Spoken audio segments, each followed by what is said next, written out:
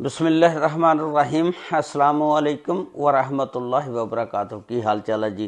ठीक ठाक हो? उम्मीद है अल्लाह ताला के हुक्म दे नाल इंशाअल्लाह तुसीं सारे ठीक ठाक होवोगे। अल्लाह ताला सब ते रहमत फरमाए। अल्लाह ताला सब नूं अपने हिफ्ज़ो ईमान च रखे।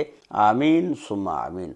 अज जिहड़ी तुसीं तस्वीर देख रहे हो, एक नौजवान खूबसूरत लड़का आ, माशाअल्लाह इन्हें सुनते रसूल दाढ़ी भी रखी हुई है ते इहदी हजे शादी हुंदी आ ते शादी की हुंदी आ विचारे दी हजे 1 घंटा होया हुंदा अपनी बीवी को रहिंदा ते 4 घंटे बाद यह अपने घरों बाहर निकल जाता। जिस वेले बाहर निकल जाता बस किस्मत ऐसी इहदी कि पता नहीं हुण इस बंदे ने सुहाग रात भी मनाई। वल्ला आलम ये गल उहदी बीवी या ओह जाणदे ने। घरों बाहर निकल जाता और जिस वेले बाहर निकल जाता उहदी बीवी जिहड़ी आ 1 घंटे बाद जाती आ अपने जेठ के कमरे जाके दसदी आ कि अबरार जिहड़ा ओह नहीं आया, वापस गायब हो गया ते हजे तक नहीं आया, मैं इंतज़ार कर रही हाँ बैठी। भरा जिहड़ा फौरी उठदा जाके बाहर देखदा लेकिन नहीं मिलदा। आखिरकार 15 दिन तो बाद इस बंदे दी जिहड़ी आ लाश वो मिलदी आ। बहुत ही दुखिया किस्म का वाकया आ कि ठीक 4 घंटे बाद यह गायब हो जाता और इसनूं किसने मारिया, इहदी किहड़ी उहदे नाल दुश्मनी सी, उहदी मुकम्मल तफसीलात अज दी इस वीडियो दे विच मैं तुहाडे नाल शेयर करांगा। ये वाकया जिहड़ा इह झंग दा आ। झंग गल्ला मंडी दे विच एक फैमिली रहिंदी है। उस फैमिली दे सरबराह दा नाम आ आशिक। आशिक अली दे 2 बेटे ने। एक दा नाम शहरोज जिहड़ा शादीशुदा आ, दूसरा बेटा जिहदी शादी सी अबरार। अबरार जिस वेले बड़ा होया ते इन्हें सेलमैनी का काम शुरू कर दिता। मसाले जात वगैरह ये वो सेलमैनी यानी करता सी जाके ते अपनी रोजी रोटी कमांदा सी। इहदे वालद ने इहदी मंगनी कर दी और मंगनी जिहड़ी कीती वो राबिया नामी एक लड़की दे नाल कर दी। उस तो बाद शादी की तारीख रखी जाती आ 15, 16 ते 17। 15 तरीक नूं हुण मेहंदी रखी गई, 16 तरीक नूं बरात रखी गई, 17 तरीक नूं वलीमा रखा गया। हुण जदों मेहंदी का टाइम आया 15 तरीक नूं सारे रिश्तेदार इकट्ठे हो गए, बड़े धूमधाम नाल मेहंदी कीती। मेहंदी करके रात नूं फिर डांस वगैरह जो भी करते हैं बच्चे ते हसी खुशी मेहंदी लाते हैं। उस तो बाद सो जाते हैं। 16 तारीख आ जाती है जनवरी की। यह सुबह उठते हैं, उठ के ते बरात की तैयारी करते हैं। बड़ा सोहना तैयार हो के शेरवानी पा के कुल्ला वगैरह सजा के बड़ी हसी खुशी विआउण जाते हैं। जिस वेले शादी हाल च पहुँचते हैं उत्थे निकाह हुंदा, खाना खाया जाता, उस तो बाद दुध पलाई की रस्म हुंदी आ। उस तो बाद यह वापसी का रास्ता अख्तियार करते हैं। बारात जिहड़ी आ कोई काफ़ी लेट हो गई, कोई 8-9 बजे घर पहुँची। उस तो बाद जिस वेले घर पहुँची दुल्हन का इस्तकबाल किया गया।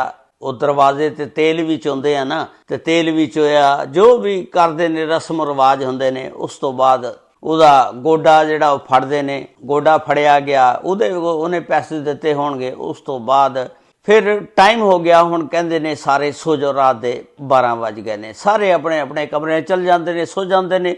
ਦੁਲਹਨ ਦਾ ਜਿਹੜਾ ਕਮਰਾ ਉਹ ਬੜਾ ਸਜਿਆ ਸਵਾਰਿਆ ਹੁੰਦਾ। ਉਸ ਕਮਰੇ ਦੇ ਵਿੱਚ ਦੁਲਹਨ ਨੂੰ ਪਹੁੰਚਾ ਦਿੱਤਾ ਜਾਂਦਾ, ਦੁਲਹਾ ਵੀ ਉੱਥੇ ਚਲੇ ਜਾਂਦਾ, ਸਾਰੇ ਸੋ ਜਾਂਦੇ ਨੇ।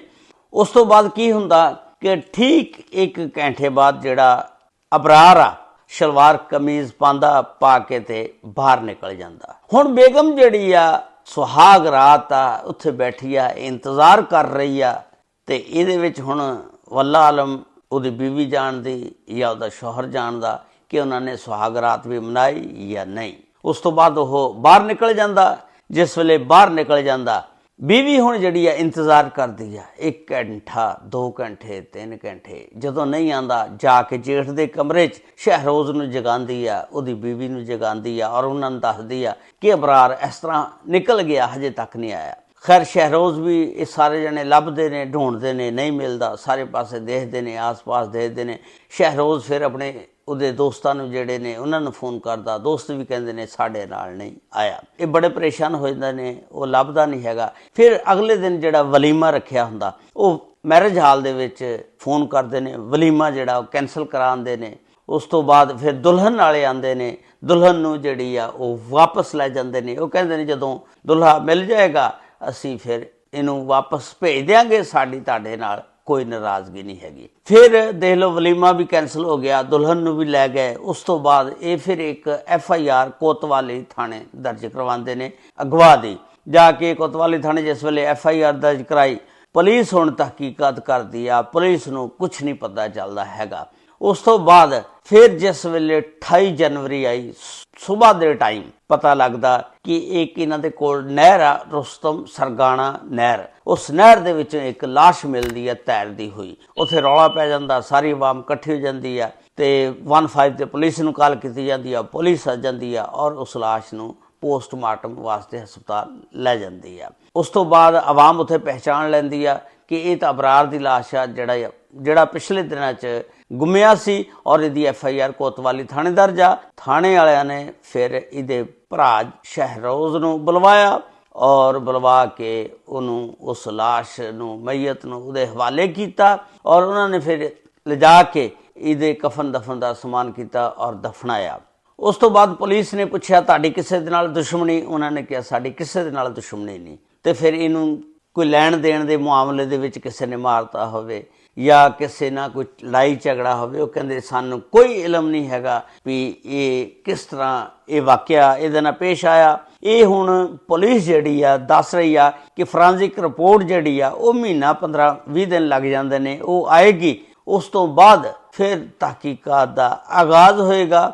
ਲੇਕਿਨ ਹਜੇ ਤੱਕ ਕੋਈ ਕੁਛ ਨਹੀਂ ਪਤਾ ਚੱਲਿਆ ਕਿਉਂਕਿ ਉਹਦੀ ਜੇਬ ਦੇ ਵਿੱਚੋਂ ਚਾਬੀਆਂ ਮਿਲੀਆਂ ਔਰ ਇੱਕ ਰੁਮਾਲ ਮਿਲਿਆ ਸੀ। ਲਾਸ਼ ਜਿਹੜੀ ਸੀ 14-15 ਦਿਨ ਬਾਅਦ ਮਿਲੀ। ਹੁਣ ਇਹ ਨਹੀਂ ਪਤਾ ਉਹ ਜਿਹੜੇ ਮਾਰਨੇ ਵਾਲੇ ਸੀ ਉਹਨਾਂ ਨੇ ਕਿਹੜੇ ਦਿਨ ਉਹਨੂੰ ਮਾਰਿਆ ਔਰ ਫਿਰ ਕਿਹੜੇ ਦਿਨ ਨਹਿਰ 'ਚ ਸੁੱਟਿਆ।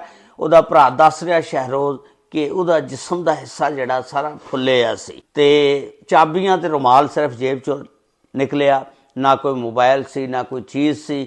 ਹੁਣ ਪੁਲਿਸ ਜਿਹੜੀ ਆ ਫੋਰੈਂਸਿਕ ਰਿਪੋਰਟ ਦਾ ਇੰਤਜ਼ਾਰ ਕਰ ਰਹੀ ਆ। ਉਸ ਤੋਂ ਬਾਅਦ ਇਸ ਕੇਸ ਦਾ ਪਤਾ ਲੱਗੇਗਾ ਕਿ ਆਇਆ ਇਹਦੇ ਨਾਲ ਇਹ ਵਾਕਿਆ ਕਿਸ ਤਰ੍ਹਾਂ ਪੇਸ਼ ਆਇਆ। ਤੁਸੀਂ ਦੇਖੋ ਅੱਲਾ ਦੀ ਕੁਦਰਤ ਆ ਨਾ ਕਿ ਇੱਕ ਬੰਦੇ ਦੀ ਸ਼ਾਦੀ ਹੁੰਦੀ ਨਵੀਂ, ਉਹ ਵਿਚਾਰਾ ਸੁਹਾਗ ਰਾਤ ਹਜੇ ਪਤਾ ਨਹੀਂ, ਵੱਲਾਹੂ ਆਲਮ ਕਿ ਉਹਨੇ ਮਨਾਈ ਜਾਂ ਨਹੀਂ ਮਨਾਈ, ਪਤਾ ਨਹੀਂ ਉਹਦੇ ਨਸੀਬ 'ਚ ਹੋਈ ਜਾਂ ਨਹੀਂ ਹੋਈ। ਬੀਵੀ ਜਿਹੜੀ ਉਹ ਹਜੇ ਸਿਰਫ ਨਿਕਾਹ ਕਰਵਾ ਕੇ ਆਈ ਆ ਔਰ ਆਂਦੀ ਹੀ ਬੇਵਾ ਹੋ ਗਈ ਆ ਔਰ ਇਹ ਇੱਕ ਬਹੁਤ ਬੜਾ ਸਦਮਾ। ਕਈ ਲੋਕ ਫਿਰ ਗੱਲਾਂ ਕਰਦੇ ਨੇ ਕਿ ਇਹ ਬੀਵੀ ਮਨਹੂਸ ਆ, ਪਤਾ ਨਹੀਂ ਸ਼ੌਹਰ ਨੂੰ ਨਿਗਲ ਗਈ। ਨਹੀਂ, ਇਸ ਤਰ੍ਹਾਂ ਨਹੀਂ ਹੁੰਦਾ। ਜੋ ਵੀ ਫੈਸਲੇ ਹੁੰਦੇ ਨੇ ਮੇਰੇ ਅੱਲਾ ਦੀ ਤਰਫੋਂ ਹੁੰਦੇ ਨੇ ਤੇ ਇਸ ਤਰ੍ਹਾਂ ਕਿਸੇ ਔਰਤ ਨੂੰ ਨਹੀਂ ਕਹਿਣਾ ਚਾਹੀਦਾ ਕਿਉਂਕਿ ਉਹ ਬੀਵੀ ਜਿਹੜੀ ਬੜੀ ਖਾਬ ਸਜਾ ਕੇ ਘਰ ਆਈ, ਉਹਦਾ ਸ਼ੌਹਰ ਜਿਹੜਾ ਇਸ ਦੁਨੀਆ ਤੋਂ ਚਲਾ ਗਿਆ, ਉਹਦੇ ਉੱਤੇ ਕੀ ਬੀਤਦੀ ਹੋਏਗੀ ਔਰ ਉਹਦੇ ਘਰ ਵਾਲਿਆਂ ਤੇ ਕੀ ਬੀਤਦੀ ਹੋਏਗੀ। ਅੱਲਾਹ ਤਾਲਾ ਘਰ ਵਾਲਿਆਂ ਨੂੰ ਵੀ ਸਬਰ ਜਮੀਲ ਅਤਾ ਫਰਮਾਏ।